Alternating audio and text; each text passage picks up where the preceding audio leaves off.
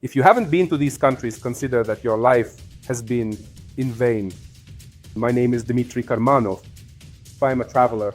I have visited more than 50 countries around the world, and based on my travels, I have compiled a top 10 list of the most beautiful countries. I only chose from the countries where I have personally been, and I believe that these 10 countries are the most beautiful countries in the world. 10th place, Portugal. It's the ocean, codfish, and azulejos. What are azulejos? They are ceramic tiles that are everywhere in the cities of Portugal, on houses, on walls. If you have been to Portugal, you definitely know what azulejos are. And if you haven't been, you absolutely must come and see them. There is nothing like it anywhere else in the world. Probably three of the most beautiful regions of Portugal can be highlighted. The first of them is the west, the oceanic coast, the Atlantic coast. And this is the place where you can feel the full power of the ocean, the Atlantic Ocean, for example, Cape Roca. It is the westernmost point, but not only of Portugal, but of the entire, not just European, but Eurasian continent. And visiting the place where an entire continent ends is, of course, invaluable. This is something you absolutely must see with your own eyes. If you travel a bit north from Cape Roca, there is a place called Nazaré. There are the highest waves in the world. When you see this with your own eyes, when this power unfolds before you, when the ocean begins to breathe, when you understand the grandeur of this gigantic mass of water that sways before you, that engulfs the shore, well, you experience an indescribable feeling. This needs to be seen, this needs to be felt. And also in the west of Portugal, you can note a few islands, the Berlengas Islands. They are not very popular. You could say they are abandoned. There once was a medieval monastery, and the fort remains too, though it is no longer in use. It gives the feeling of a lost island at the edge of the world, covered with flowers and rocks. These old forts are very, very beautiful. If you move further north from the city of Porto, maybe a little east of Porto, there is a wonderful, wonderful place, a remarkable region in Portugal called the Douro Valley. This is the very place where the famous Portuguese port wine is produced. I am not a big fan of port wine and not a big fan of alcohol in general, but it's worth visiting to see the landscapes. When terraces descend to the river where vineyards grow. You can go up, there are many viewpoints, and you can see the entire region. The river flows calmly, the vineyards. It's beautiful. It's especially nice there at dawn. Calm, quiet, soothing, rural in some ways Portugal. But this is a special Portugal, without seeing which you probably can't understand the heart of the country. And the heart of the country is located right there. And of course, the south of the country, the Algarve region. There are beaches, there is sand, it's warm there. And there isn't such a gigantic ocean, such waves as on the Atlantic coast. And the most beautiful thing there is, of course, the cliffs. These are cliffs, various arches, caves. It's beautiful. You can't visit Portugal and not see the Algarve and not see these places. The unique aspect of Portugal is that it is a country located at the very edge of the continent and has stood its ground between two great forces, the ocean on one side and Spain, which constantly tried to conquer Portugal on the other side. If from the east, where Spain was constantly advancing, Portugal bristled with a whole series of castles and defensive structures, you travel through this region and constantly hear that some battle took place here. Here we defended our independence. And to the west, the ocean. The Portuguese learned to use it. Of course, there are seafood and cod, which are found everywhere, in Portugal in various forms. But Portugal is also known for its great geographical discoveries.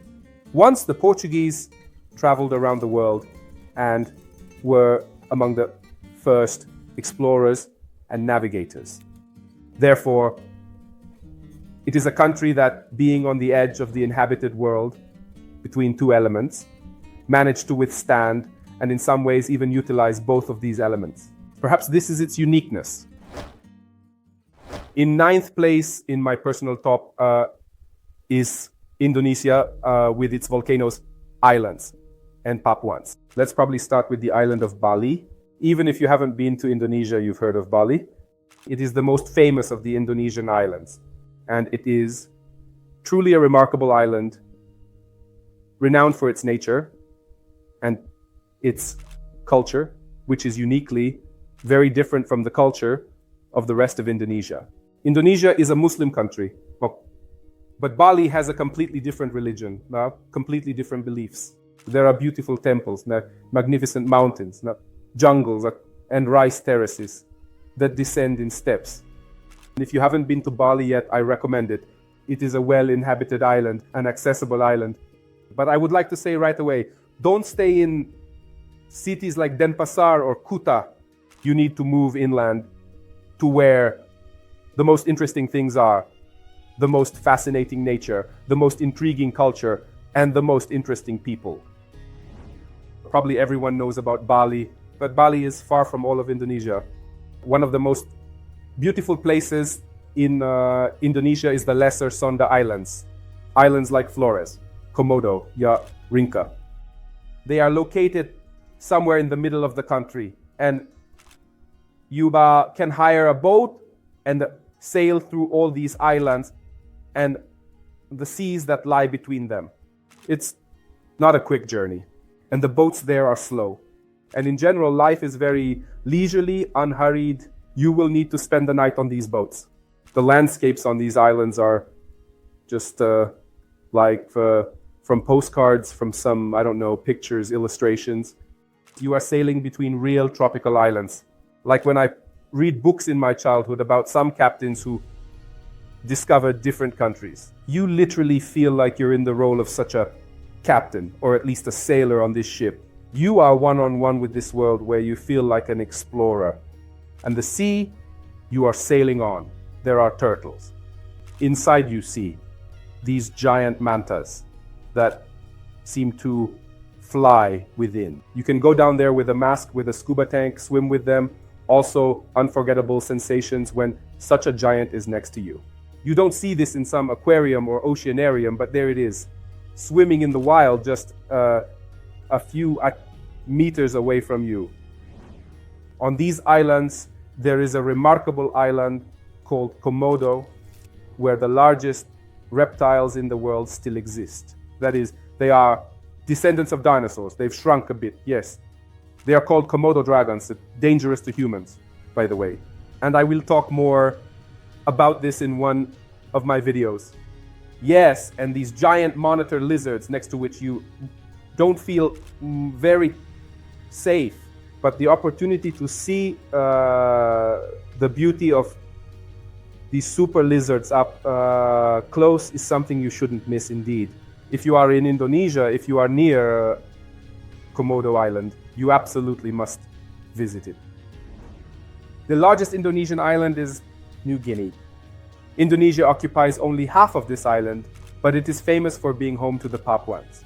Yes, the very Papuans from children's cartoons and fairy tales, who are quite real, genuine, very strange, and very unusual, with their own beliefs. I attended a festival of various Papuan tribes where I saw many interesting things. It was very interesting and intriguing to get to know this culture, visit their villages and interact with them. Well, to sum up, what is Indonesia to me? Indonesia, in terms of its beauty, is about islands, beautiful tropical islands, huge volcanoes, the animals that are there, aquatic animals, both mantas and turtles, and giant Komodo dragons, and of course the Papuans.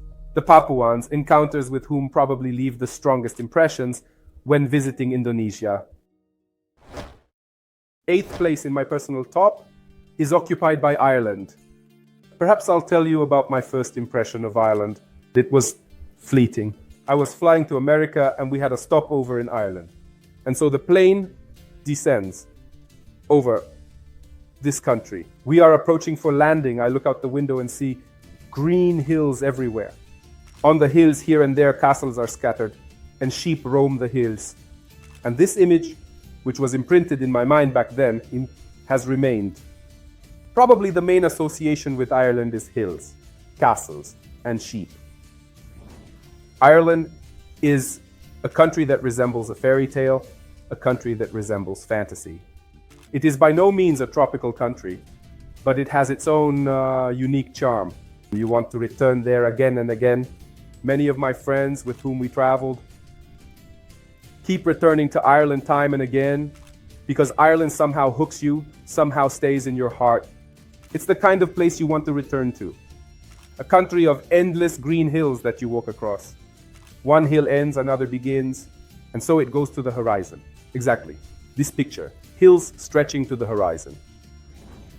One of the most beautiful regions of Ireland is the west, the very edge of the island. And when you approach this edge, there's a feeling that it's all hills. Hills, grass, grass, grass.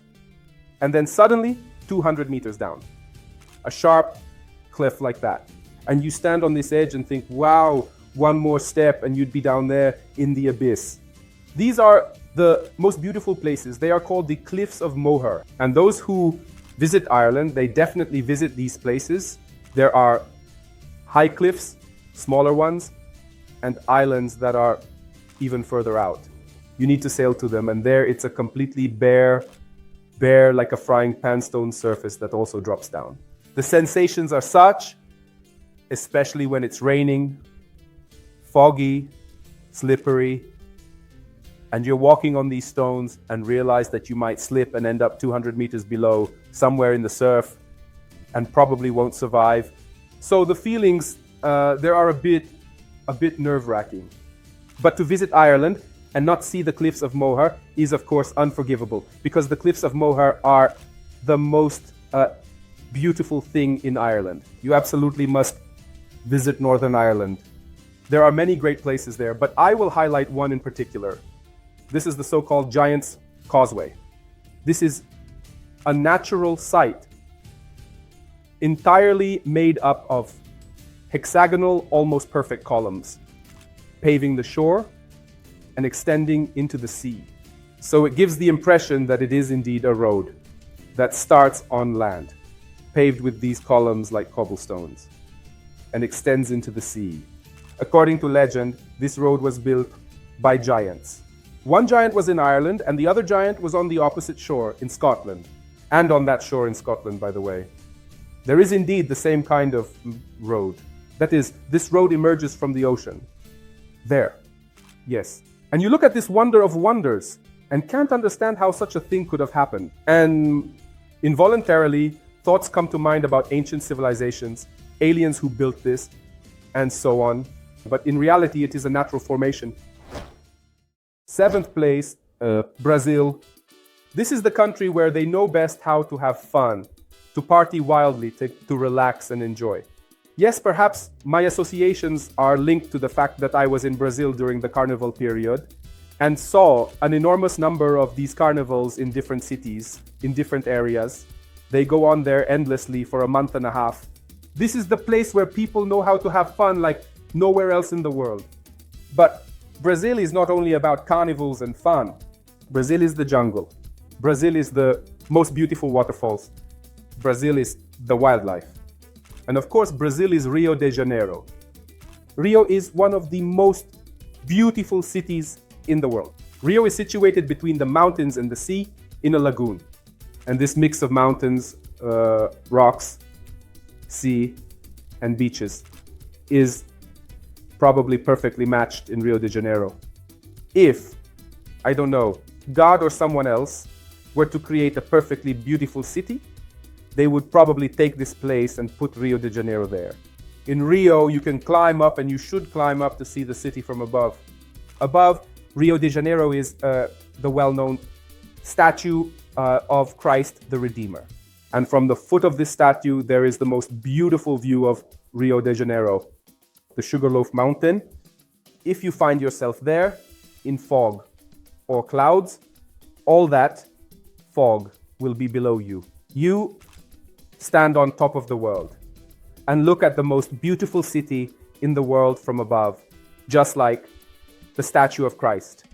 And of course, if you're not afraid, you can descend to one of Rio de Janeiro's beaches on a hang glider or paraglider. This can be done from one of the mountains. And these are the emotions that, having visited Rio de Janeiro, you cannot miss. But of course, Rio de Janeiro is not all of Brazil. In the north, right at the equator, there are giant jungles, the largest tropical rainforest on Earth. The Amazon River flows there, the largest river in the world. And these are the places that you absolutely must visit. I remember the first time I saw the Amazon, when I was crossing to its other bank in the city of Manaus. It is enormous, it is gigantic.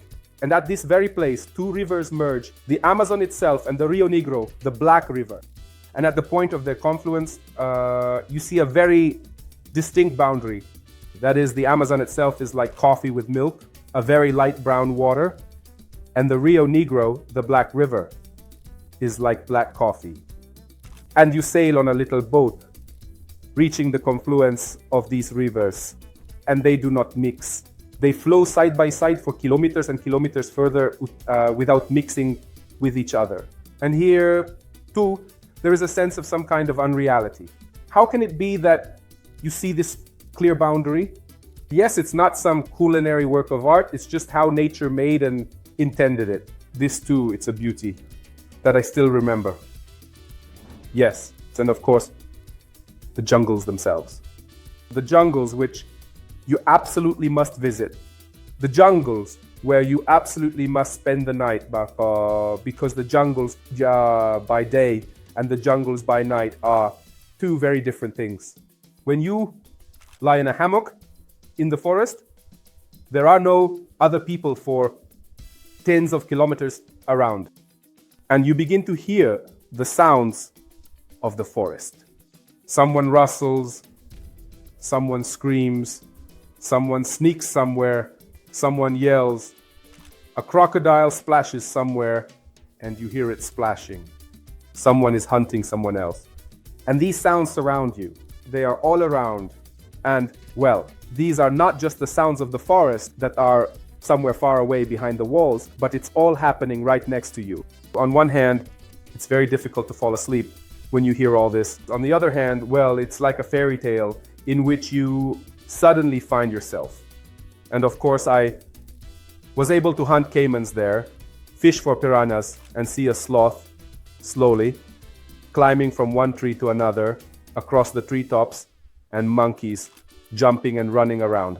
This is how the Brazil nut grows and how it's cut open with a machete to extract the nut that we've all seen and tasted in supermarkets. Yes, I saw it in its natural form in the jungle.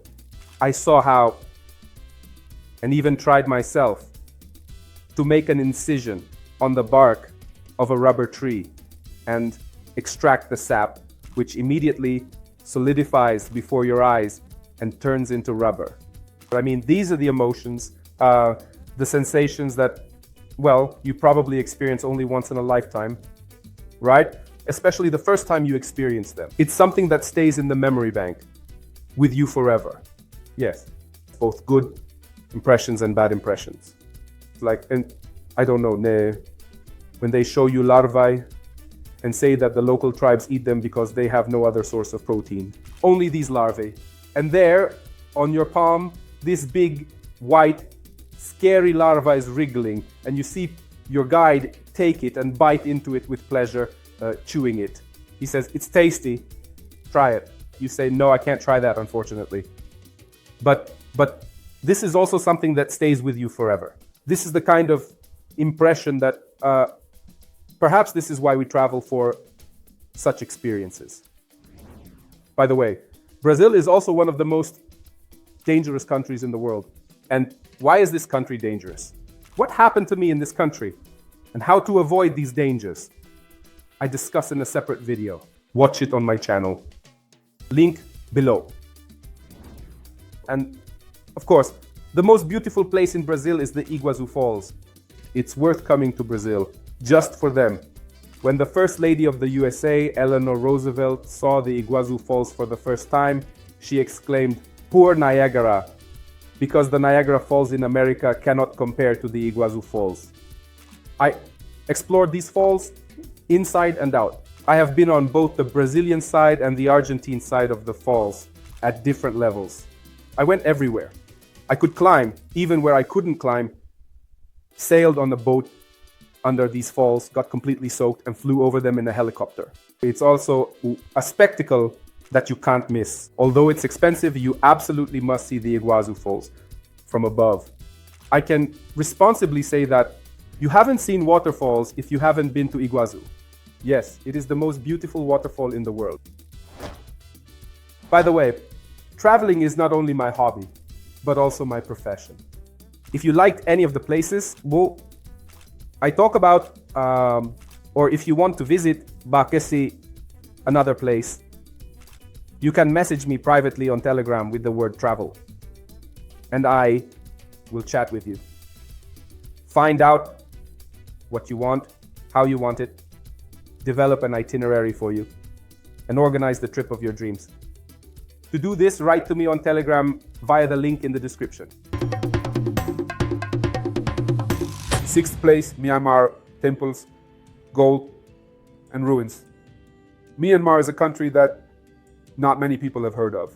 Yes, I'm judging based on my friends and acquaintances. It used to be called Burma and was once a British colony. It is one of the most, if not the most interesting country in Southeast Asia. This is a country where Buddhism has triumphed. It is a country where instead of military service, like in many countries, there is monastic service, and every person is required to serve as a monk for 6 months or a year. And this country is completely different from anything you have ever seen before.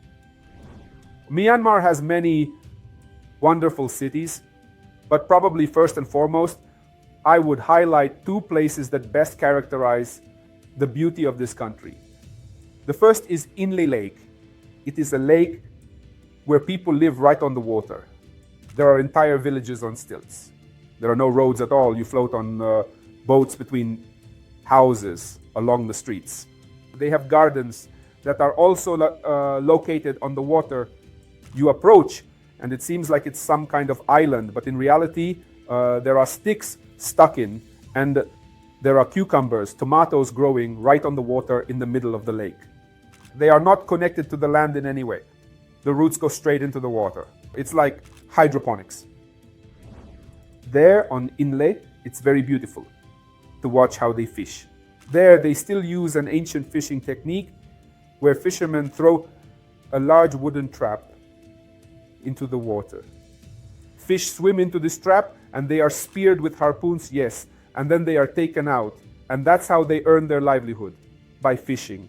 And if you get up early and sail across the lake, you see these fishermen everywhere against the backdrop of the rising sun, casting their traps. And this gives you a sense of the surreal nature of what's happening, as if you've been in some kind of fairy tale where you see this beauty through a picture. This image also gets etched in your memory. Probably the most impressive place in Myanmar is the Pagan Valley. These are the remnants of the once mighty medieval pagan kingdom. Imagine a vast area from horizon to horizon, filled with nothing but temples. Temples of various sizes, from some gigantic palaces to medium ordinary temples, small pagodas. These temples are everywhere, at every step, I don't know. The distance between them is very small, especially if you climb one of these temples and see all of this from above. Yes, you have these temples everywhere from horizon to horizon. Most of them are either half ruined or destroyed. The ruins, well, some are operational, some have been restored. Somewhere they are golden. Roofs and domes are visible. These Buddhist bells ring in the wind. So that it's also such an unreal scene. You see this and you don't understand how you couldn't imagine before that something like this could exist on planet Earth. This was made by people and it still exists. Why haven't you seen this before? Why didn't you know about this before? Why didn't you come to Myanmar first to see this beauty? Well, of course, you can fly over this valley in a hot air balloon. Very early in the morning, several balloons rise up. The sun is just rising, and this beauty, the floating balloons, the tranquility. It's not a helicopter that makes noise. Quiet. Sometimes the burner turns on. The mist drifts over these temples, and you fly and see all of this, right? This is what you want to embrace it and have it remain in your memory forever. This is what I call the golden bank of memories of my life. And gold is everywhere in Myanmar. There is a whole industry there. They take pieces of gold and flatten them to a thickness of just a few microns probably, and then sell them to the faithful. And their main attraction is to approach some sculpture or something else, and stick that tiny piece of gold onto it. For years, decades, centuries, people have been sticking these pieces of gold leaf onto sculptures. Some statues, for example, are just a sphere or a kind of matryoshka, completely covered in gold. There are cliffs or large stones that are entirely covered in gold. In general, the color gold in Myanmar is probably the most beloved and revered. That's why they paint everything gold there. Houses are in gold, temples naturally are all in gold. Everything that holds any interest or public significance is in gold. So, yes, one of the main associations with Myanmar is gold. I probably haven't seen so much gold anywhere else in any other country. This video is turning out to be too long. I have too many impressions, too many emotions about what I saw. So I split it into two parts. And the top 5 most beautiful countries, in my opinion, can be seen in the next part. The link is below in the description.